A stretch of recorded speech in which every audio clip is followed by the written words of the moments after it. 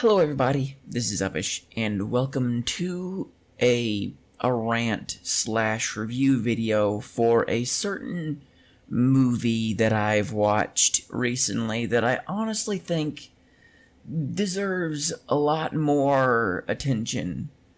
Honestly, deserves a lot more attention for, honestly, the very absurd stuff that goes on in it. This movie is supposed to be a horror movie, however, it is so comically bad that I found myself giggling and laughing at certain parts of the movie that just didn't make any sense in my opinion. What is this movie, you may be asking? Well, it is called Sadako vs. Kayako, or The Ring vs. The Grudge.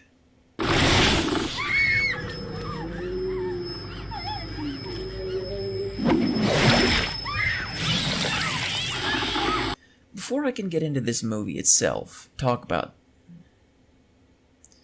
Before I can talk about the movie itself, I have to talk about the two different entities that are considered the antagonists. You have Sadako and you have Kayako. Both of them are separate entities, and both of them are actually from their own movie franchises. You've most likely heard of The Ring and The Grudge before. Both of them separate. Well, first we're going to be starting out with Sadako. Basically, Sadako, or the Ring Girl, is a horror icon from the late 90s, just like The Grudge. However, she is far different than The Grudge. Basically, her backstory is her mother gained psychic powers before her birth. Basically, Sadako is a ghost, or more or less a poltergeist. When she was alive, before she was even born actually, her mother gained psychic powers. And after gaining psychic powers, she became pregnant and had Sadako. Sadako inherited her mother's psychic powers.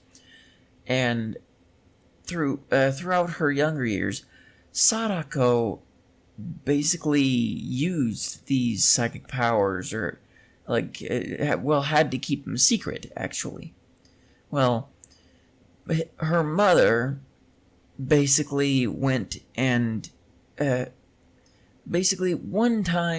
day while her mother was in the hospital, Sadako was being what's a word I can use that won't get me copyrighted?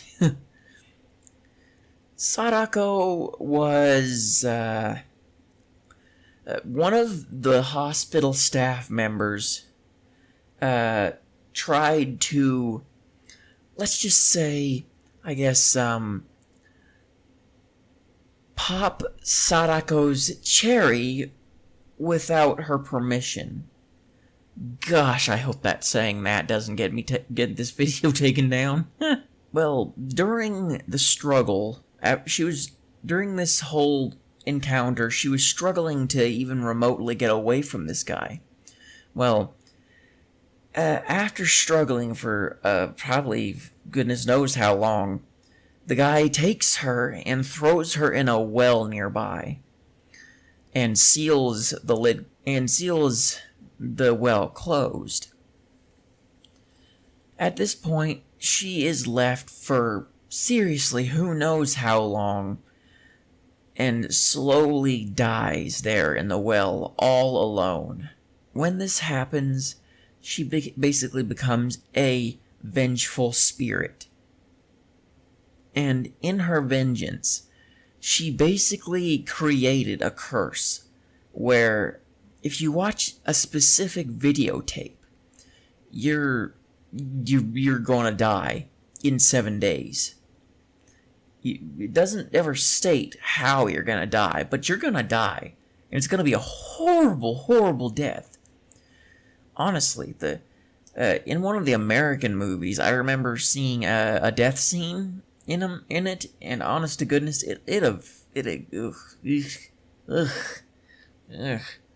It grossed me the hell out. Now we're going to get into Kayako, or the Grudge.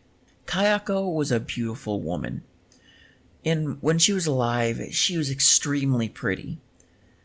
Well, after she married a man, like most people do, most people marry at the very least. After her and her husband married, she had a kid named Toshio.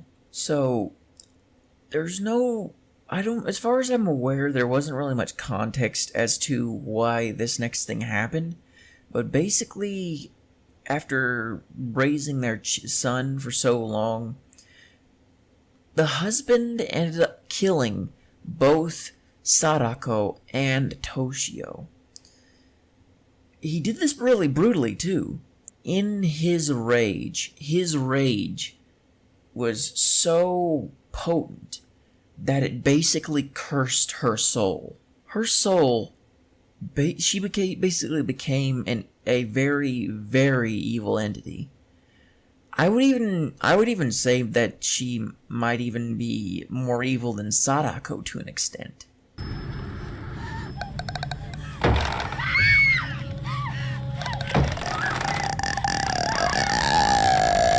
And so, basically, she and her son became bound to the house after their murder. And when this happened, anyone that enters the house, if you step even 1 foot inside the door, you're dead. It doesn't matter where you go. Basically, the curse, her soul, her spirit will follow you anywhere you go. Doesn't matter where. It doesn't matter when. It doesn't matter if you're all the way across the world.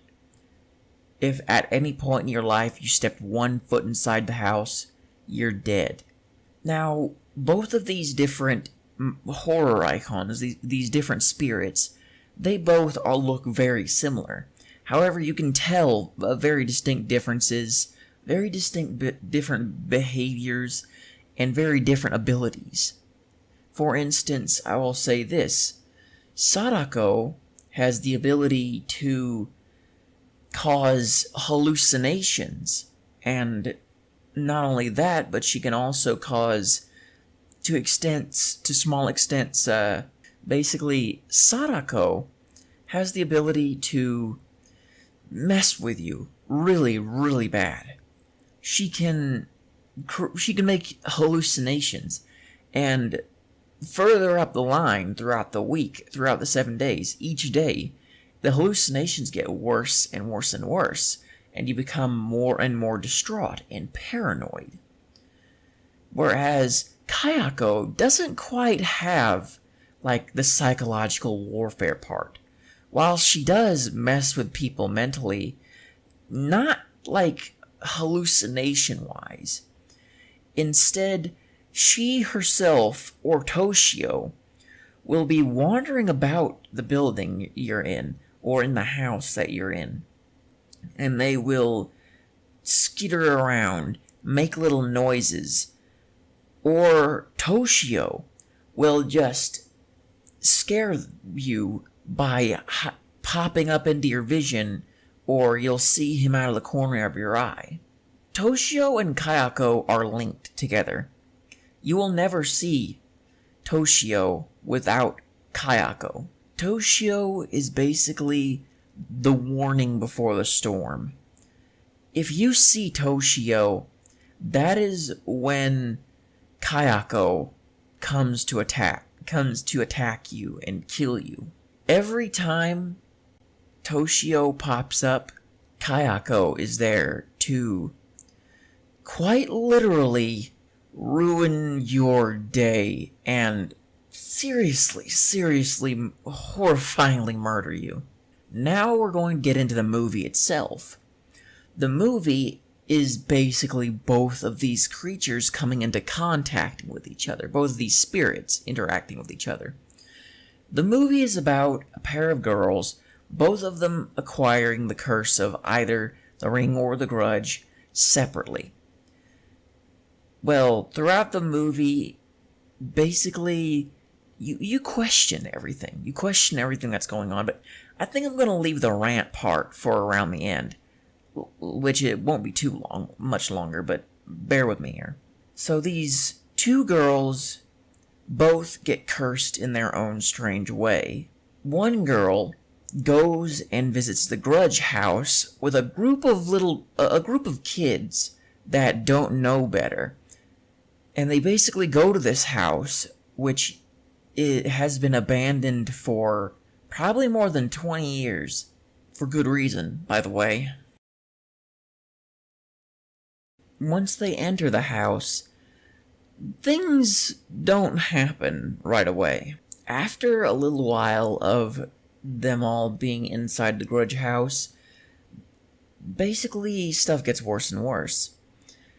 Toshio, basically, after them acting like it's some kind of horror movie, which it is, but not to them, basically all of the kids get killed, except for the one girl who runs away when she notices all the kids being killed.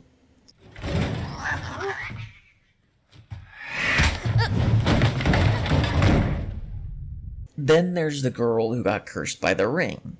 At some point, she was randomly given a VCR tape to use, and once she watched the VCR tape, it began.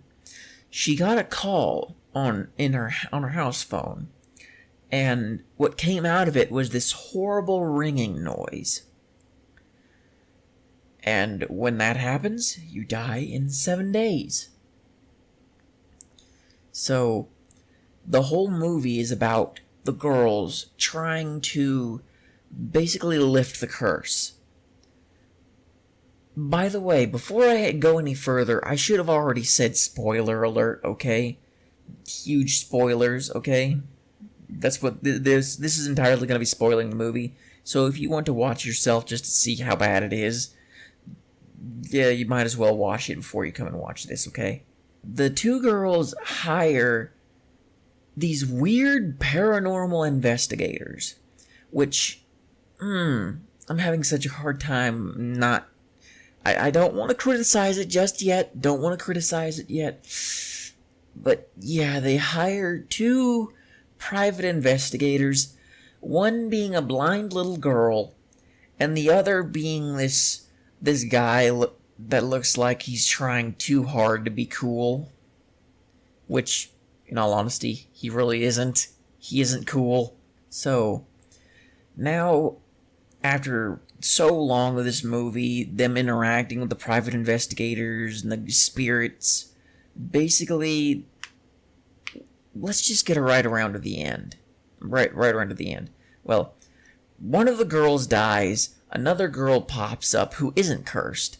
That girl gets herself cursed. Again, the third girl gets herself cursed. So, basically, they take the tape to the Grudge's house. And what they do, they use the Grudge girl, or Kayako, to basically taunt Sadako into fighting Kayako. I know, I'm being a little confusing, but bear with me. Now, basically, they start fighting. After Kayako breaks Sadako's VCR tape, they start fighting each other, and one of them drags the other down a hallway like two cats fighting over a mate.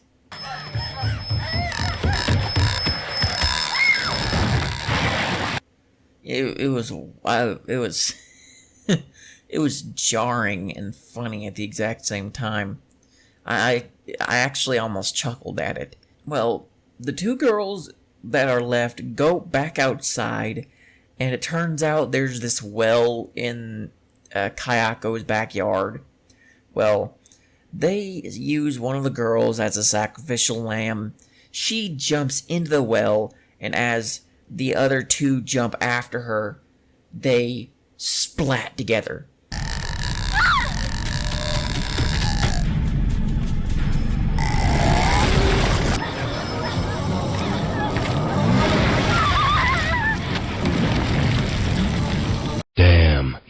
Lovely. You're an inspiration for birth control. This monstrosity... Oh, I'm having such a hard time not criticizing it. But basically, this congealed ball of... this monster is a big ball of I don't know what. And as soon as they mash together, a piece of what looks like CGI blood splits the male paranormal investigator in half. Yeah.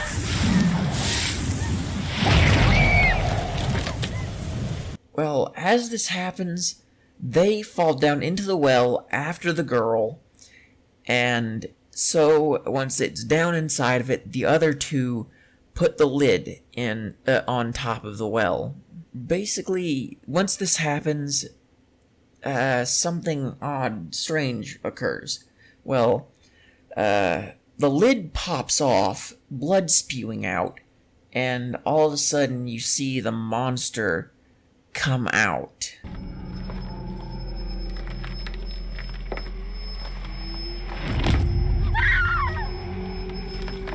Now, let's get into the criticisms part, or my criticisms of it. Or technically, let's call it the part where it's actually a rant. Basically, this whole movie, to me, has just seemed mediocre at best. There's nothing scary about it. The jump scares are lukewarm. Like, it's nothing to get scared of. Number one, okay? Why would a little girl, a blind little girl at that, be able to have any sort of defenses against the spirits she's been fighting? These two spirits are like super powerful and have been known to be really powerful throughout both of their movie series. How could this little girl come anywhere close to being able to exorcise the two spirits? I don't understand it. Plus, her friend, her colleague, I think he thinks he's cool. For some reason, he seems to be acting like a cool guy. He's not cool, honestly. To me, he's dopey as all hell with how hard he's trying to be cool. And somehow this guy also has supernatural powers, because he does this weird finger swishy thing where he swishes his finger around and it can cut spiritual barriers or spirit pieces of spirit or something. Because there was this moment where either Sadako or Kayako uses their hair to latch around one of the girls' ankles, and he comes in to save them and uses his weird little finger swishy thing to basically slice off the hair. How he has this power, I don't know. But what people need to understand is that these spirits actually don't have a truly physical body, because they've both been dead for centuries. Then you come to the little girls that are really freaking stupid. Honestly, if I found a VCR tape that I had no clue where came from, it had this, it was unlabeled, and it was just something some random person gave to me with no context of what the movie is about or what's on the VCR, I would think it was some kind of porn thing. Honestly, I would think it was some kind of maybe it had porn on it. I don't know. Or maybe it was a cultist recruitment VCR tape. I wouldn't know, but I wouldn't take it home. I'd throw it in the trash somewhere far away. And also, the one girl walking into the Grudge house, why would someone do that? I mean, I understand these days there are people that like to go into, dilapidated buildings, but nobody at that age. People at that age don't do that crap. Aren't people smart enough not to do this anymore? Seriously. Oh, and also, for some reason, the house has electricity that they can use to power the VCR and the TV in the living room in the Grudge house, I'm pretty sure no matter where you go in the world, the electricity is turned off when there is no one living in the house or in the building or in the apartment, in the home. If there's nobody there at all, nobody living in it in the slightest, the power is going to be turned off. So it makes no sense that they would be able to use the VCR tape in the house. I'm confused. Honestly, I'm really, really confused at how that works. What did the Grudge just use her spiritual power to turn on the electricity or to power the electricity by herself? I don't think that's how ghosts work. I don't think that's how poltergeists work. I don't think that's how evil spirits work. Honestly, I don't think that's how any of that works. That's not how it works. That's not how any of this works. Now we're going to get into the criticism. Now I'm basically going to be talking about the ending occurrence. What happens at the end. Basically, what the hell was with all the freaking CGI? They used this CGI crap that they basically made a CGI model of the two spirits fusing together. And basically, I'm just left wondering, why? Why'd they have to make it so horrible looking? I mean, it's horrible looking. It's not impressive at all. It's not impressive in the slightest. And basically with this whole CGI, this big splatter of CGI blood, like I said earlier, splits the male helper in half, which makes no sense. Like, that blood would have to have been flung at, like, Mach speed to split him in half. I'm pretty sure water cannot stay in a physical form, or at least basically liquids cannot stay in a tangible form when hit with that hard of an impact force, because what people don't understand is people don't understand physics.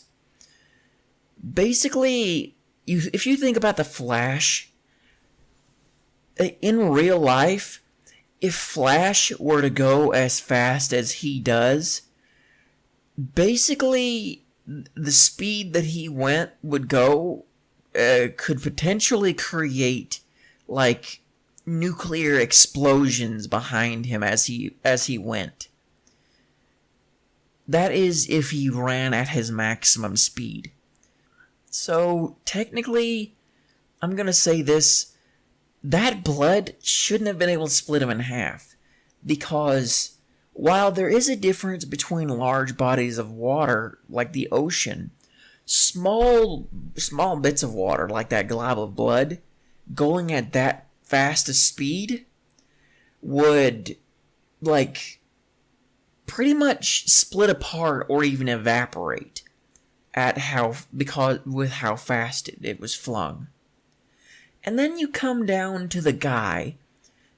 It looked like someone took a photo of him, split it in half, put it in the picture, and then like animated it to just fling the two different JPEG parts away with a pen or something on their dang tablet.